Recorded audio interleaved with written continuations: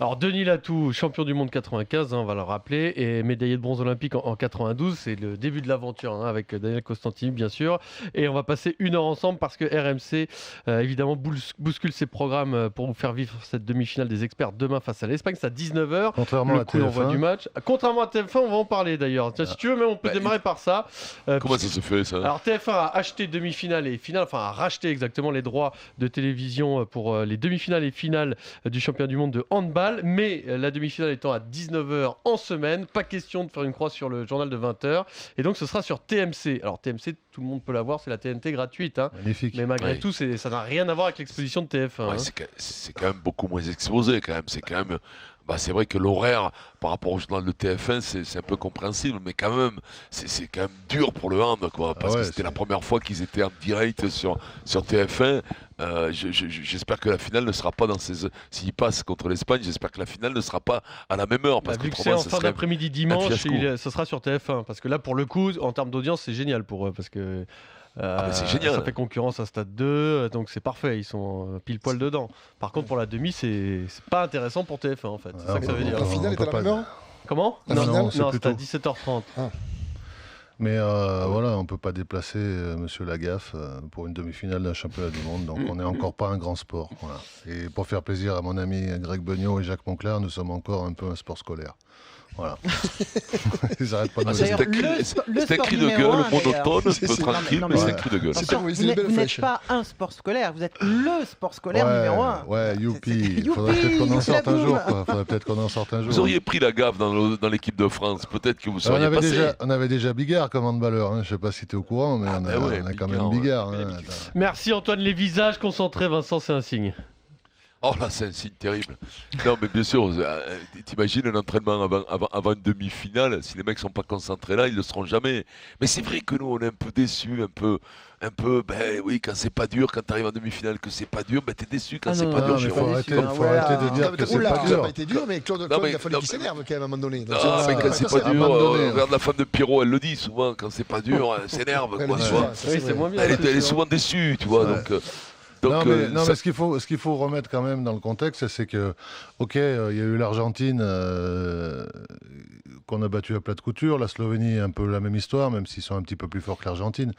Mais enfin, on s'est donné les moyens de finir premier de poule pour rencontrer les quatrièmes et les plus faibles. Si on avait fini deuxième de poule, je vous rappelle quand même qu'il aurait fallu se cogner la Pologne en huitième et la Croatie en quart. Donc, à partir de ce moment-là, on s'est donné les moyens de se faciliter la chose. Voilà. Denis Latou dans le Super Moscato Show, on parle handball bien sûr, hein, puisque l'événement c'est demain, c'est sur RMC, France-Espagne, la demi-finale à 19h, Vincent. Mais on peut dire aussi, Denis, que c'est pas parce qu'on est en demi-finale, d'être en demi-finale c'est toujours merveilleux, bien entendu. Pas pour la France. C'est toujours extraordinaire. Ils nous ont tellement gavés qu'on les attend au bout, quoi, voilà. Mais voilà, non mais le problème, il est que c'est vrai qu'il y a des compétitions selon les années, selon les décennies, qui sont peut-être plus dures les unes que les autres, ou moins, ou plus faciles. Et on a l'impression que c'est vrai qu'ils se sont donné la peine pour sortir premier de leur poule et de rencontrer des équipes peut-être un peu plus faibles. Mais on a l'impression que cette équipe, et d'ailleurs Onestin l'a signalé plusieurs fois, il leur a remonté les bretelles parce qu'il avait peur de l'accident d'un peu un accident de nonchalance, quoi, tu vois. On a connu ça dans le rugby aussi, hein, des équipes qui gagnent la Coupe d'Europe 2 fois de suite parce qu'il n'y a rien en face, des trucs comme ça. C'est pas si facile à manager. Hein. Oula, mais depuis tout à l'heure, vous n'arrêtez pas de dire parce qu'il n'y a rien en face, parce que ceci, parce que cela.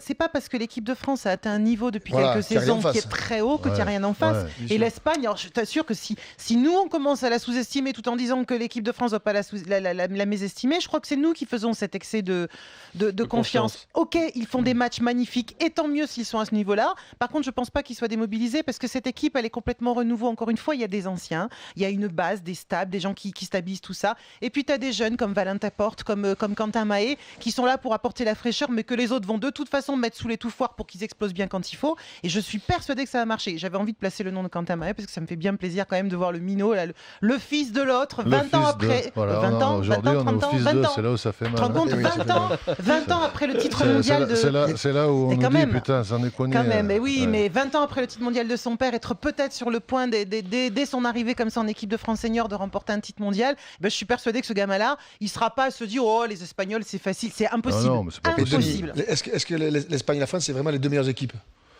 On peut mettre le Danemark avec aussi, mais France-Espagne. Danemark éliminé par l'Espagne en quart. Non, mais le Qatar et la Pologne de l'autre côté, ils n'ont rien à voir.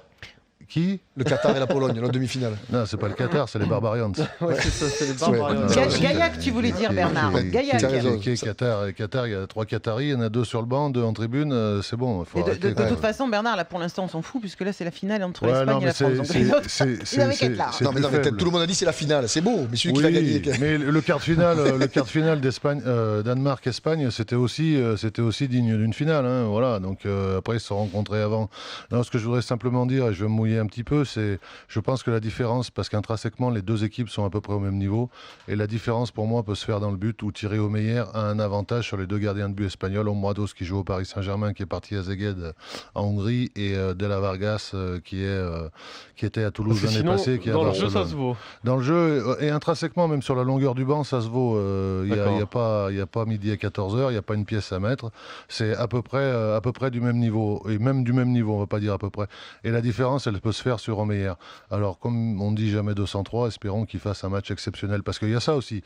Il y a le niveau des équipes, c'est une chose, mais après, on a quand même le meilleur gardien du siècle dans la cage.